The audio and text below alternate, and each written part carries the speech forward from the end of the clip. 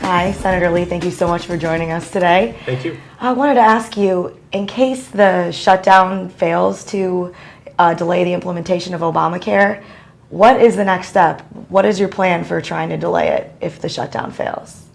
Well, if Washington funds the implementation and enforcement of Obamacare, then we'll move forward and we'll see the exchanges kick in, we'll see the exchange subsidies and expanded Medicaid kick in along with the rest of this harmful law.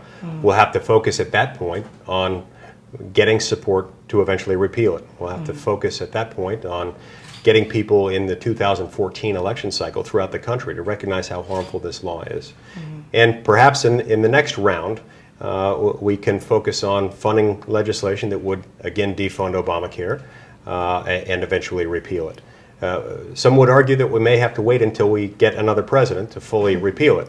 But if perhaps we can just get to the point where we defund it, then we can delay until that time and we can protect the American people from the harmful effects of this law. And it's been controversial a little bit. Tea Partiers fighting this. What's it been like for you being in the Senate during this and fighting Obamacare? Well, it's not easy. It's not always easy to stand up for what you know is right, especially when there are other people who don't agree with you, especially when some of those people are within your party. But that's what it feels like sometimes to resist the Washington, D.C. establishment. It's not always easy to stand by your conservative principles.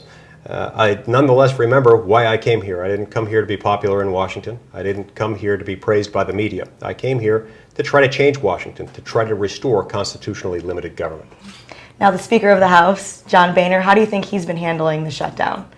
I've been very pleased with the fact that House Speaker John Boehner has been willing, along with the rest of his leadership team and the Republicans in the House, to push forward with efforts to keep government funded while defunding Obamacare. And I hope and expect that he will stay strong in this effort. If you had to give him a grade, what would it be? Well, look, particularly with the vote that he cast a week ago Friday and again just a few days ago, I'd give him an A. I think he's done a great job on those pieces of legislation. Great.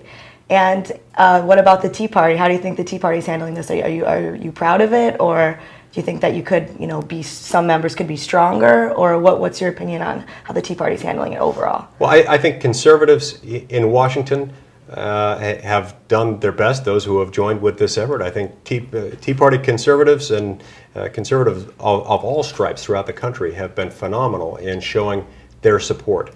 Really, the great things that have happened in Congress have been brought about as a result of millions of people calling their congressmen, calling their senators, saying, please protect us from this harmful law.